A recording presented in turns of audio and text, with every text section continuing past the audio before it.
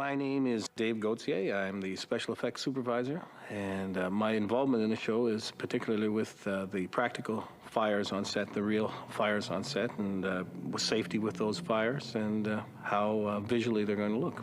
I've done several jobs at this scale. However, knowing Rob and knowing the kinds of things he likes to do and how big he likes things to get, I sort of did a little research prior to arriving in Ireland about what I could do with liquid propane, which is essentially one of the fuels I use most during the production of the film, and figured out what kind of quantities I could use, what kind of pressures I could push propane and what it would look like, and how safe I could keep it, how directional, and knowing exactly where it was going to go. So there was a bit of research, but there wasn't a whole lot of time. From our initial phone call to me arriving in Dublin, I think was about 2 weeks. Bring it up, good, hold that there. Your next one, down here, in the metal work by the car. At times, we had up to 35 people on our crew working with drivers and buyers and all the technicians on set. Okay, very good, no higher than that. During the actual filming, I'm sure we had 25 people running around on set, moving flame bars, moving big tanker trucks, and lots of diesel fuel and tanker trucks for that. We're a little barren on the other side by the, you remember Andrew Nolan's flame bar? That'll have to go back up on that hill. You remember where that was? So maybe we can steal from Peter and pay Paul, okay? Here it comes. Wait's not locked up. Well, I have my standard equipment that I packed. We packed a 40-foot container and shipped it over here, and it took 30 days to get here. You know, the usual special effects equipment as wind machines and smoke machines and certain propane cannons that I use for smaller sets. But when we got to Ireland, I had a good idea of what I wanted to do, and I talked to the people here, and we sort of put it together and started off with that, namely the Dragon's Breath apparatus, which we built here. Usually I'll be on set a half hour before call, talking to the first assistant director, Bruce Moriarty, determining what he wants to shoot first, how he's going to shoot it in terms of what scenes next, where we're looking, what he intends to see. Then I'll go to my crew and we'll begin to discuss how to plan each day. I'll have to have a meeting with fire control to make sure that they know what we're doing, how I want them to set up, where I need fire prevention stations, how I want their water hoses run. And then I'll go from there and we'll start loading cylinders with propane, making sure that all our levels are up at a high level and ready to go. Our pressures are up. If we're intending to use the Dragon's Breath, we'll take a few minutes to make sure it's pressurized correctly, that we have the appropriate fuels, test all the remote control valves that we have on it, making sure all the hoses are perfect, no holes or any kind of problems with them, all the connections are good. So that during the day, when we actually start to turn over the camera, we're not worried about those incidentals, that they've been taken care of. And then we can move around and use the elements as we see fit. And then I can call on the radio for different fire prevention people to be in certain areas, or stunt people to be here, be there, to do the things that we need to be done to keep everything safe. You ready, kids? Here we go. And that's my prime goal. I want to make as much fire as I possibly can, but at the same time, I have to keep it as safe as I can. Get ready, let's clear the track.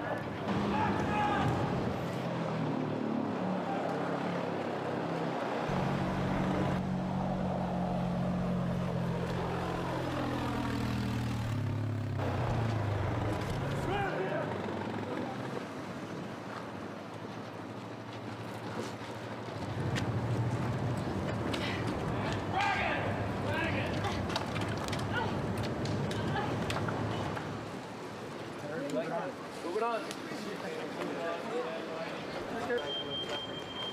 So let's lose those fire blocks, logs you put in there and replace it with your fire bar. We can take the one out and replace it. Huh? That's the whole reason is how do I unlock it? I'm wondering.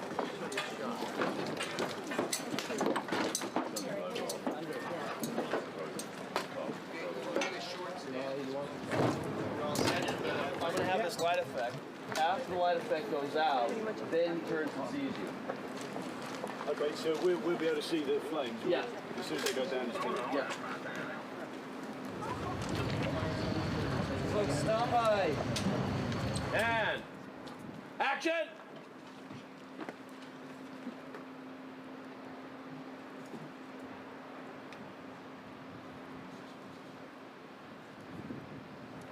Dragon.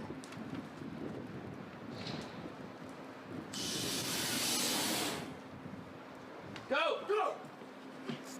Okay, one more time. Slower off. Slower off. Like,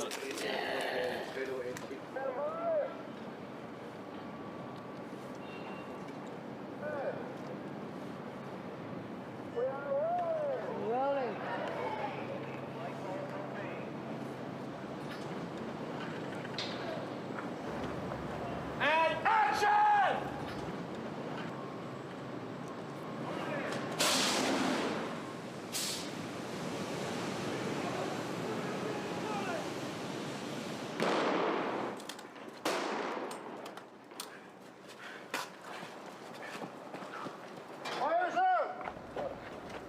When you're shooting a sequence like that has a lot of fire in it, I'm concerned with only what the camera sees. It's not an extravagance of fire. I'm not trying to burn the world.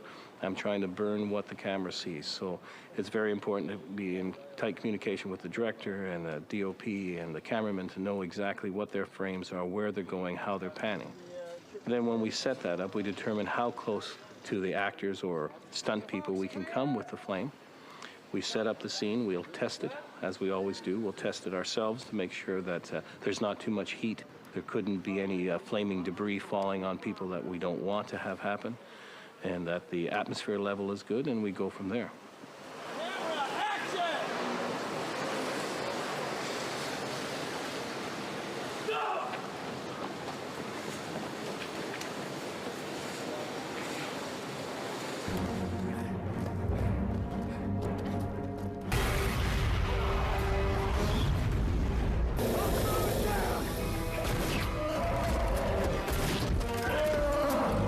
We always had planned to use an extensive amount of propane.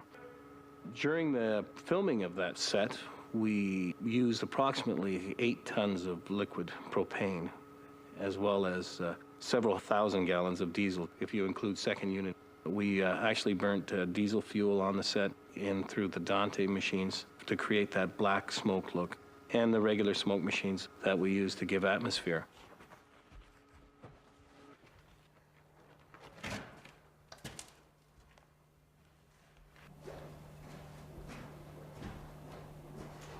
When the camera is rolling, I'm usually sitting with the director, standing with the director, seeing what's going on, seeing where the fire is, knowing exactly what's happening, where the actors are in place, turning the fire on, turning it off when it needs to be on and off accordingly, and seeing that all is safe at the same time. Cut it! Okay, good. Okay, so you're in position, let me go, and I'll light this, and we'll look that into place, and we'll do a test. Okay, here we go, Mike, and light it, and you can take it out.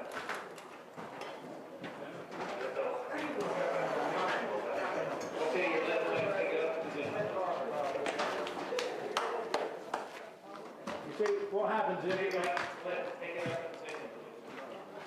you put too much smoke outside? We need to Too much smoke outside. If we can get easy smoke outside, because it cuts the density of the shaft. We know that. Stay clear, Raymond. Good. Keep the breath thing on. Right, ready, ready.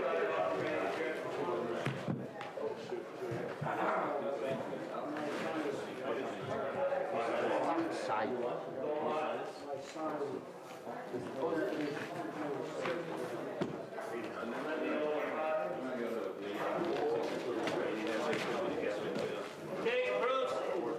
Okay, anytime. Okay, Mike, you ready? On 3. 1, 2, 3, trip.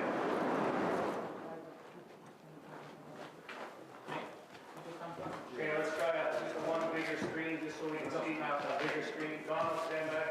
We have 2 words for you. 1. Very good, very good. Okay, we're convinced. Okay, let's give a seal to the fire. Jerry, please. Jerry, seal. Fire is an interesting element because you never know how people are going to react to fire. You have to understand that some people who are very calm on set, who normally go about their job in a very business-like manner, when you introduce an extensive amount of fire, can get very nervous, and you always have to be aware that you explain the safety routes. ways of egress to get off the set so that everybody is relaxed about it, because panic can ensue, and we all know what that can bring on.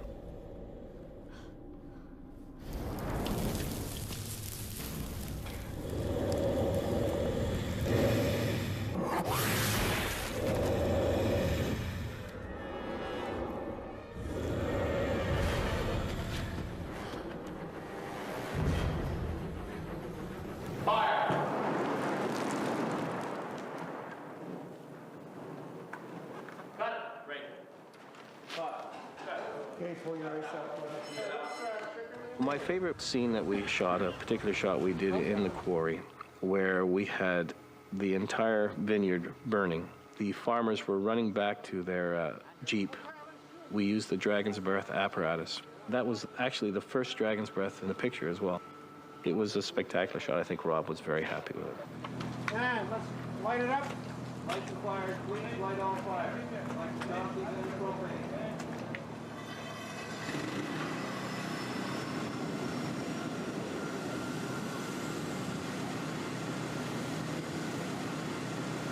Okay, Bruce, just move that fire bar up, we're good.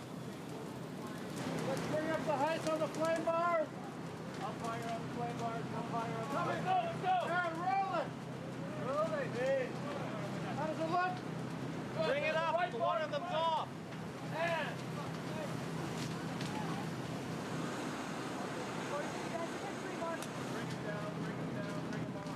Action! One of the flames. Off, you're still running. And go! Devon! Devon!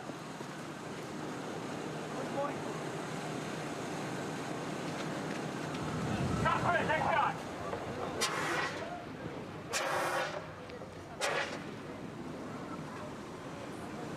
And remember, Duncan, you've been running, so you're out of breath, too. Roll it! Roll it! 43 Baker Dick, 3 mark. And action! He's dead. He's dead. Dragon! Eddie! Eddie! Come on, let's go. Hey, save it! Okay, stand by. We're going to rehearse the same thing again. 3 more steps forward, Al. When we were using the Dragon's Breath, we had to be careful. It's an enormous amount of heat with that apparatus. We're shooting several hundred gallons of liquid propane at 200 pounds per square inch through 2 3-inch nozzles. So we're creating millions and millions of BTUs in a flash of an instant. We're creating a lot of heat right away, so we have to be very careful as to where we're pointing, how far we go, what the pressure is, and then correlate that and work with the director, with Rob, in terms of how close and what he needs to really get out of the scene. Action! Action! Dragon! Fire! And action!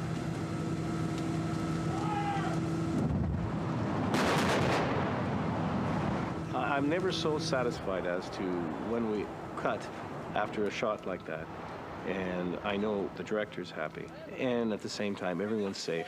Everyone has smiles on their face because it's been spectacular. And there's nothing that creates more adrenaline, pumps people up on the set more, is when we have a lot of fire. Eddie! Let's go. Let's go. Go.